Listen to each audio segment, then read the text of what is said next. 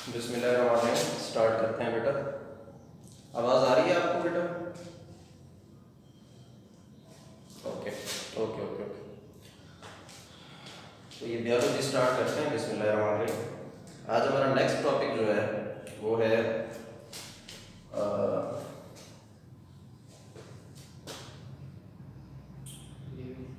Living world in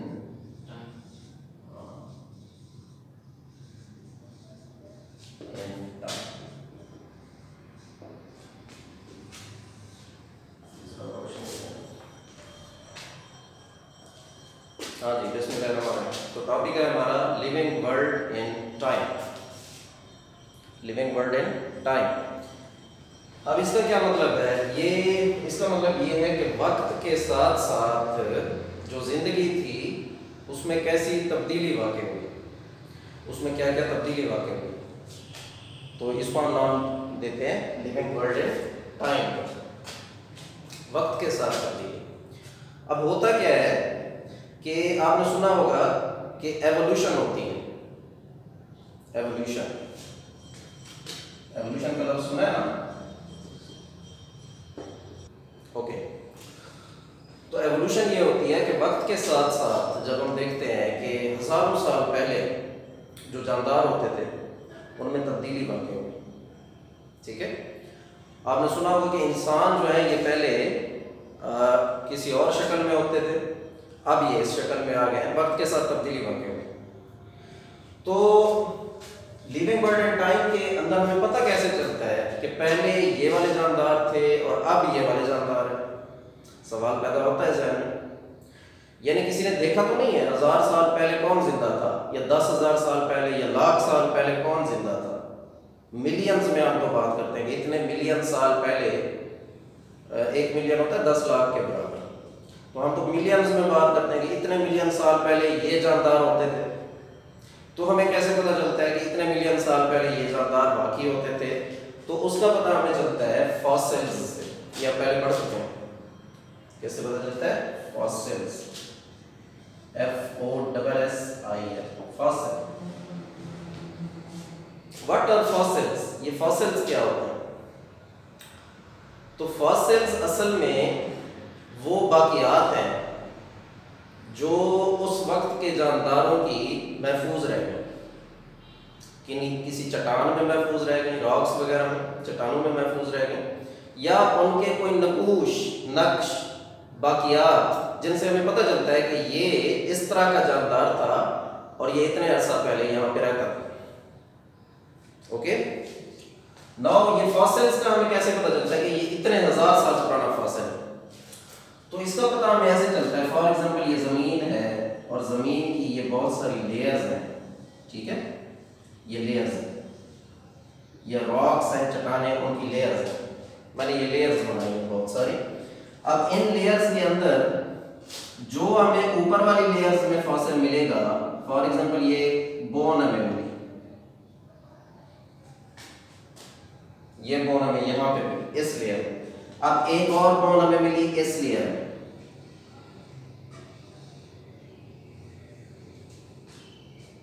okay. अब जो नीचे वाली लेयर्स में बोन होगी, क्योंकि ये लेयर्स जो हैं मट्टी की लेयर्स, ये वक्त के साथ साथ चढ़ती रहती हैं चट्टानों के ऊपर, यानी बढ़ती रहती हैं और वो चट्टानें बन जाती हैं और वो चट्टानें बड़ी हो जाती हैं और ये बड़ी होती रहती हैं। तो ये जो लेयर्स हैं, जो नीचे वाले डीपर, इसको हम कहते हैं डीपर।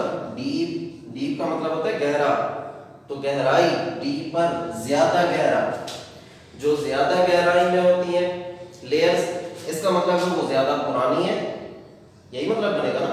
और जो हायर लेवल पे पाई जाएगी, जो ऊपर वाली लेयर्स में पाई जाएगी, इट मींस वो उसके बाद वो जानदार यहाँ पे मौजूद था। तो इसका हमें एक तो ये तरीका है कि जिससे हमें पता चलता है कि एक जानदार था, वो इतने अरसे, क्योंकि हमें ये पता होता है कि इतने 1000 साल बाद ये लेयर्स बनती हैं, उससे हम कैलकुलेट कर लेते हैं कि ये जानदार इतने 1000 साल पुराना है और ये जानदार इतने 1000 साल पुराना। तो एक तो फॉसिल्स का मालूम करने का ये तरीका है, लेयरिंग से, ये लेयर्स से पता चलता है फॉसिल्स का। जो डीपर लेयर या ओल्डर लेयर्स में होते हैं, पुरानी लेयर्स में, वो पुराने होते हैं और जो नई लेयर्स में होते हैं वो नए होते हैं जानदार। नेक्स्ट एक और तरीका है, वो जरा ज्यादा ऑथेंटिक होता है, वो ज्यादा कारगर होता है, वो ज्यादा अच्छा है, वो ज्यादा बेहतर, और यानी उसको हम कैलकुलेट कर सकते हैं। वो तरीका क्या है? वो तरीका ज्यादा ऑथेंटिक इस वजह से है कि उसके अंदर हम करते हैं कार्बन डेटिंग। कार्बन डेटिंग हम उसको कहते हैं उस तरीके को। ये कार्बन डेटिंग क्या होती है? कार्बन के जो आइसोटोप्स होते हैं, अब देखें कार्बन तो हर जिंदा चीज में पाई जाती है, कार्बन हर जिंदा चीज में, ये हमने कल पढ़ा था, वो जो हमने बायो एलिमेंट्स पढ़े थे उसमें ऑक्सीजन के बाद सबसे ज्यादा मिकदार में कार्बन थी, 18% जो थी। तो कार्बन तो हर जानदार में मौजूद है। अब किसी जानदार की हड्डी है उसके अंदर भी कार्बन मौजूद है। अब वो जो कार्बन है जो किसी जानदार के अंदर मौजूद है उसके आइसोटोप्स भी होते हैं, कार्बन के होते हैं आइसोटोप्स। इन आइसोटोप्स की ये क्वालिटी होती है कि ये वक्त के साथ साथ खत्म होते चले जाते हैं। इनकी एक हाफ लाइफ आपने पढ़ी होगी फिजिक्स में, इनकी हाफ लाइफ होती है कि इतने अरसे बाद ये आधे रह जाते हैं, इतने अरसे बाद ये उससे मजीद कम रह जाते हैं। तो उस फार्मूले से हम कैलकुलेट करके आइसोटोप की हाफ लाइफ वगैरह से कैलकुलेट करते हैं इसको, तो उससे हमें पता चलता है कि अब जो कार्बन के आइसोटोप्स बचे हुए हैं वो इतने बचे हुए हैं और इसकी हाफ लाइफ इतनी है, यानी इतने अरसे बाद ये इतने बचते हैं। तो इट मींस इस हड्डी के अंदर जो कार्बन के आइसोटोप्स मौजूद हैं वो आइसोटोप्स इतने हजार साल पुरानी हड्डी में मौजूद होंगे पूरे। ये ज्यादा इजी तरीका है, ज्यादा बेहतर तरीका है, ये केमिस्ट्री की मदद से हमने निकाला। तो अब ये आइसोटोप्स की मदद से जो उसकी कार्बन डेटिंग से हम उसकी एज मालूम करते हैं फॉसिल की, उससे हमें पता चलता है कि कौन से जानदार कितने हजार साल पहले थे। अच्छा, इसके लिए हम एक ग्राफ बनाते हैं, एक टेबल बनाते हैं। ये नीचे आपकी टेबल बनी हुई है बुक के ऊपर, आप देखें तो उस टेबल के अंदर मुख्तलिफ पीरियड्स हैं और मुख्तलिफ एरा है। अब जो एरा है वो बड़े होते हैं और उनके अंडर में छोटे छोटे पीरियड्स होते हैं। मिसाल के तौर पे ये 4 एरा बने हुए हैं आपके। ये नीचे देखें, प्रोटोजोइक एरा है, प्रोटोजोइक तकरीबन 2000 मिलियन साल पहले, और ऊपर सीनोजोइक है, सीनोजोइक। अच्छा, प्रोटोजोइक के ऊपर इसी तरह से Paleozoic, Proterozoic, Paleozoic, Mesozoic, Cenozoic, Mesozoic, Cenozoic. ये बड़े बड़े एरा हैं। ये इतने हजार साल पहले या इतने मिलियन साल पहले होते थे और हर एरा के अंडर फिर पीरियड्स हैं छोटे छोटे। मिसाल के तौर पर मीजोजोइक में देखें, जुरासिक, ट्रायसिक, ये पीरियड्स बने हुए हैं, आपको नजर आ रहा होगा। तो ये जो एरा हैं ये काफी पुराने होते हैं। मिसाल के तौर पे 70 मिलियन ईयर्स एगो, तकरीबन इन्होंने ये लिखा 135 मिलियन ईयर्स एगो, तकरीबन ये है, फिर 270 मिलियन ईयर्स एगो ये है, और ये प्रोटोजोइक जो है वो 2000 मिलियन ईयर्स एगो है। नीचे अगर आप देखें इसी ग्राफ पे, जो आपकी बुक पे ग्राफ है, ये जहां से स्टार्ट हो रहा है बिल्कुल नीचे, वहां एक जानदार बना हुआ है कि वो पहला दुनिया का जिंदा जानदार था। वो पहला दुनिया का जिंदा जानदार था, वो तकरीबन 3000 मिलियन ईयर्स एगो, यानी 3000 साल मिलियन साल पहले इस दुनिया में वजूद में आया।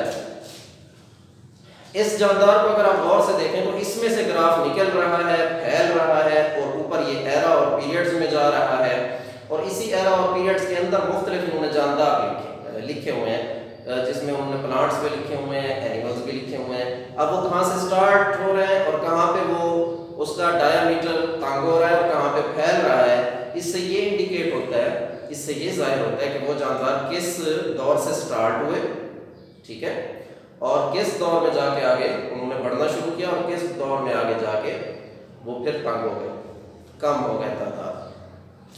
तो इससे आइडिया लगाया जा सकता है living bird and time. Hope you have got the point. Next topic जो है हमारा फाइलेटिक लाइनेज। तो नेक्स्ट टॉपिक है हमारा फाइलेटिक लाइनेज। इसको उर्दू में कहते हैं शजरा नस्ब। अगर आसान अल्फाज में मैं बयान करूं, शजरा नस्ब। शजरा नस्ब क्या होता है ये तो आपको पता होगा। शजरा नस्ब जैसे शजरा बनाते हैं कि ये 4 भाई हैं, इनका बाप ये था, ठीक है, फिर उसके बाप का और इसके बाप का बाप ये था जो दादा था, फिर परदादा ये था, जिसको हम शजरा नस्ब कहते हैं, लाइंस लगाते हैं। तो ये जो लाइनेज है फाइलेटिक, ये हम जिंदा चीज़ों का शजरा नस्ब देखते हैं कि जिंदा चीज़ें, इसी से रिलेटेड ही है टॉपिक कि लिविंग वर्ड एंड टाइम। वक्त के साथ जब हम देखते हैं इसका शजरा, तो ये कहाँ जाके मिलता है, ये कहाँ जाके मिलता है। तो कहते ये हैं, जो हमें सबूत मिले हैं, एविडेंसेस मिली हैं कि सारे जानदार जितने भी दुनिया में पाए जाते हैं वो सब के सब एक ही एंसेस्टर से बने हैं, एक ही आबा अजदाद था उनका। आबा अजदाद में जानदार एक ही था जो फिर बढ़ता चला गया और उसके अंदर जो एवोल्यूशन होती गई, उसकी वजह से ये सारे जानदार बन गए, इतने ज़्यादा जानदार बन गए उसकी वजह से। तो आज तकरीबन जो हमारे पास जानदारों की नस्लों की लिस्ट है कि कितने जानदारों की नस्लें मौजूद हैं, वो है तकरीबन 25 lakh 2.5 millions 2.5 million species total. बेटा ये एंड में क्वेश्चन कीजिएगा, ओके, एट द एंड में मौका दूंगा, क्वेश्चन कीजिएगा।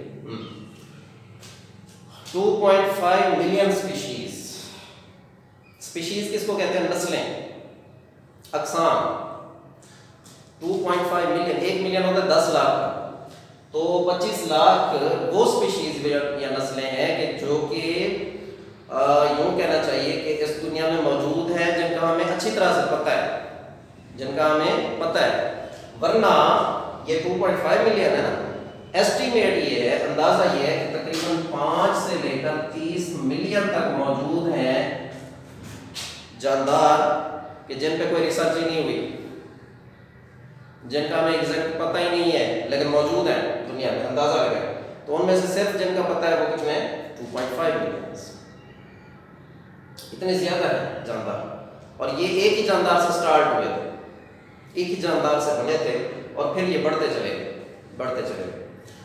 अब इन 2.5 मिलियन में से ये जो स्पीशीज हैं 2.5 मिलियन, इनमें से आधे से ज़्यादा इंसेक्ट्स हैं। इंसेक्ट्स अशरात जिनको हम कहते हैं, ये 53.1 यानी आधे से भी ज़्यादा, 50% आधा होता है, तो ये कितने हैं? 53.1 यानी आधे से भी ज़्यादा क्या है? इंसेक्ट्स आपने देखे होंगे, ये बीटल्स, भंवरे, ये डिफरेंट शक्लों के होते हैं, डिफरेंट नस्लों के होते हैं, डिफरेंट अक़साम के होते हैं, इतने ज़्यादा हैं कि आप हैरान रह जाएंगे। Okay,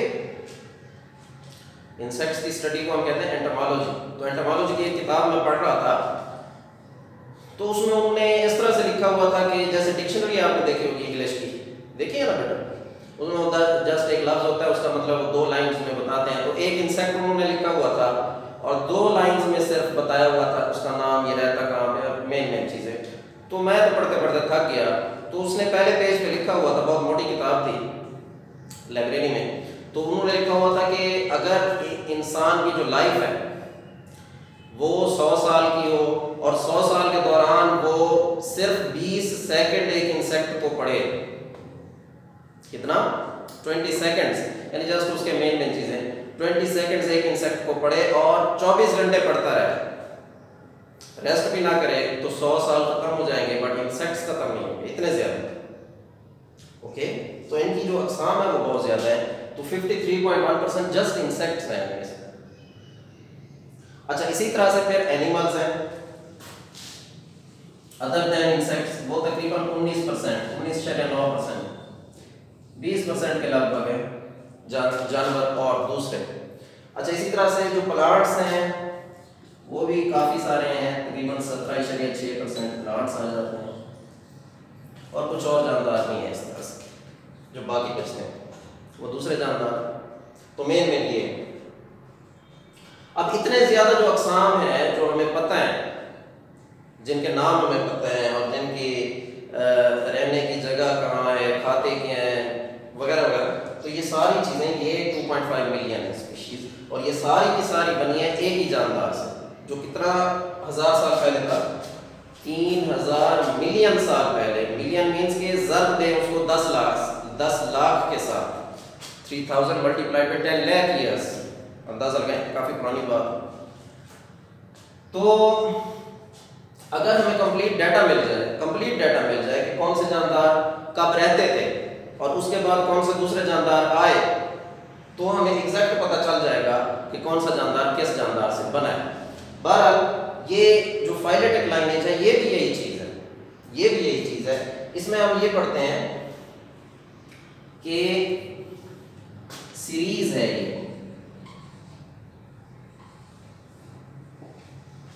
phyletic lineage is a series of species. ये एक डेफिनेशन लिखी हुई है इसी पैराग्राफ के अंदर ही कि एक सीरीज है स्पीशीज की। मिसाल के तौर पे ये मैं लिख रहा हूँ यहाँ पे लिख देता हूँ, मैंने शायद वहाँ नजर ना आ रहा आपको। स्पीशी नंबर 1 इसने बनाई, स्पीशी नंबर 2 उसने बनाई, स्पीशी नंबर 3, यानी एक स्पीशी थी, उससे एवोल्यूशन जब हुई तो दूसरी स्पीशी बनी, फिर एक और स्पीशी उससे बनी। तो डेफिनेशन भी यही है कि सीरीज ऑफ स्पीशीज कि जो एवॉल्व हुई, जिनमें एवोल्यूशन हुई, और हर आने वाली जो स्पीशी थी being evolved from the species immediately preceded, यानी जो इससे इमीडिएट पहले थी, फौरन जो पहले थी, उसी से वो अगली स्पीशी बनी, उससे अगली नस्ल बनी। ये एक सीरीज है, ये एक सिलसिला है, ये एक शजरा नस्ल है। तो ये अब शजरा और ये स्पीशीज का सिलसिला, ये जो ग्राफ मैं बना रहा हूं ये उसी ग्राफ से रिलेटेड है जो आपका इस टॉपिक में लिविंग वर्ल्ड इन टाइम में बना हुआ, उल्टा मैंने बनाया है। यानी एक जानदार था, वो नीचे जो है जो फर्स्ट लिविंग था वो फिर बढ़ता चला गया, फैलता चला गया, और उससे नई नस्लें बनती चली गई, नई स्पीशीज बनती चली गई। This is called phyletic lineage, शजरा नस्ल। तो इस तरह से ये पढ़ा। तो ये था living world in time and this was phyletic lineage. मसला ये है कि हमारे पास पूरा प्रूफ नहीं आ जाता।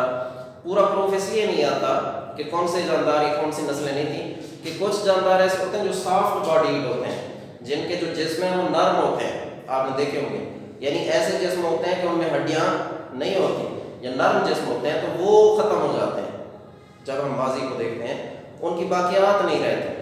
अगर उनकी भी बाकियात रह जाती तो एग्जैक्ट हमें पता चल जाता कि पहले जानदार से लेकर आज तक जितना भी एवोल्यूशन हुई है, तब्दीली वाक़ई हुई है, उसमें क्या क्या चेंजेस वाक़ई हुई हैं, तब्दीलियाँ वाक़ई हुई। Hope you have got the point, समझ आ गया होगा। यस बेटा, आप क्वेश्चन करें, शाबाश।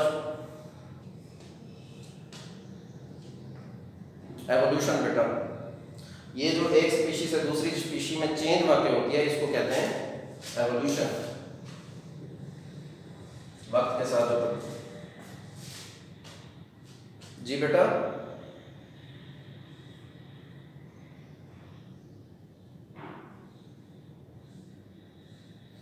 कैरेक्टरिस्टिक्स जो एनवायरनमेंट के मुताबिक अपने अंदर डेवलप करते हैं, तो वो डेवलपमेंट जो होती है ना, वो डिफरेंट होती हैं, डिफरेंट यानी उसकी कैटेगरीज है। मिसाल के तौर पे एक है होम्योस्टेसिस, ठीक है। होम्योस्टेसिस एक ऐसी चीज़ है जिसके मुताबिक हम अपने जिस्म को अपने माहौल के मुताबिक ढाल लेते हैं, ठीक है। इसी तरह के और भी कैरेक्टर्स हैं। मिसाल के तौर पे कुछ हमारी जो बिहेवियर है, बिहेवियरल चेंजेस वाक़ई होती हैं माहौल के मुताबिक। मिसाल के तौर पे आप देखें कि सहराओं में जो जानदार रहते हैं, उन्होंने अपने आप को इस तरह से डाला है कि वो दिन को नहीं निकलते, रात को निकलते हैं, क्योंकि दिन को शदीद गर्मी होती है।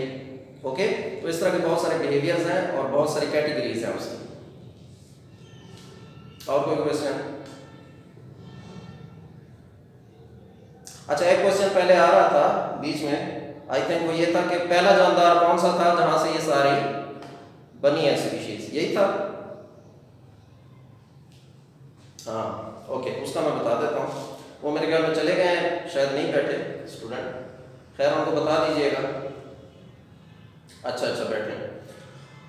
बेटा वो जो पहला जानदार था तो कहते हैं वो बैक्टीरिया था।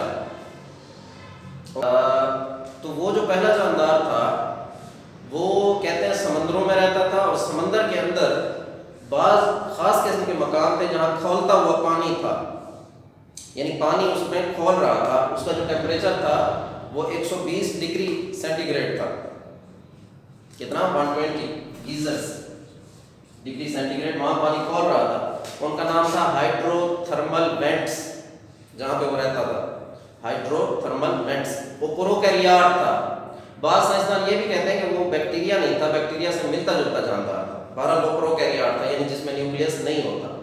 तो वो वहाँ पे पाया जाता था। सबसे पहला जो जानदार 3000 मिलियन साल पहले था, और उसके अंदर जब तब्दीलियाँ पैदा हुई तो प्रोकैरियोट से बने फिर यूकैरियोट, जिसमें न्यूक्लियस भी आ गया, जिसमें सेल ऑर्गेनेलीज भी आ गया, जैसे माइटोकॉन्ड्रिया, गाल्जी कॉम्प्लेक्स, और उससे फिर यूनिसेलुलर से मल्टीसेलुलर जानदार बने। तो इस तरह से ये सिलसिला बढ़ता चला गया। समझ आ गई बेटा?